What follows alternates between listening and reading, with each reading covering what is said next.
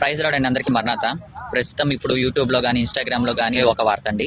ఒక వృద్ధుడు 8వ తరగతి చదువుతున్న ఒక బాలికని ఎవరూ లేని చోటుకి తీసుకొని వెళ్ళి అత్యాచారం చేస్తుండగా అక్కడ కొంతమంది స్థానికులు చూసి ఆ విషయం అతన్ని అడిగి ప్రశ్నించి గద్దించి దాన్ని సోషల్ మీడియాలో పెట్టడం ద్వారా ఈ విషయం అందరికీ తెలిసిపోయింది.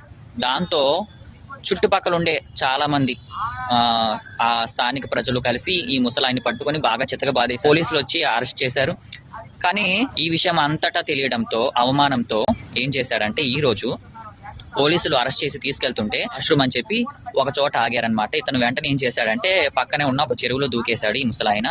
దూకేయడంతో ఇంకా రాత్రి కదండి, సో అతను ఎక్కడికి వెళ్ళిపోయాడు, పారిపోయాడా లేకపోతే ఏం చేశాడో తెలియదు. కాబట్టి తెల్లారయ్యేపాటికి అతని శవం అనేది బయటపడింది. నీ కన్ను చెడినదైతే నీ శరీరం అంతా చీకటిమయమైపోతుంది. ఏం సాధించాడండి? చివరికి మరణం వైపు పరిగెత్తుకొని వెళ్ళాడు.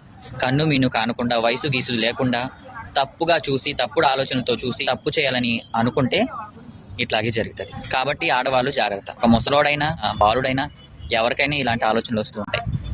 ఎవరిని నమ్మొద్దు, జాగ్రత్తగా ఉండండి. పాపం నిన్ను ప్రేరేపించినప్పుడు, దేవుడు నీ హృదయాన్ని తట్టినప్పుడు అప్పుడు నువ్వు పాపం నుంచి తప్పించుకోవడానికి దేవుడు నీకు శక్తినిస్తాడు. లేదు, పాపం నీ తలుపు తట్టినప్పుడు నువ్వు ఆతురత పడి తలుపు తీసావంటే ఇలా మరణమే సంభవిస్తుంది. పాపము చెయ్యమని నీ హృదయము నిన్ను ప్రేరేపించినప్పుడు ఒప్పకము. ఎలాగైతే యోసేపు పాపం నుంచి పారిపోయాడో అలాగే మీరు కూడా పాపం నుంచి పారిపోండి, మీకు పడే శిక్ష నుంచి తప్పించుకోండి. చూశారుగా? ప్రైజ్ రాడ్ అండి అందరికీ మరణాత.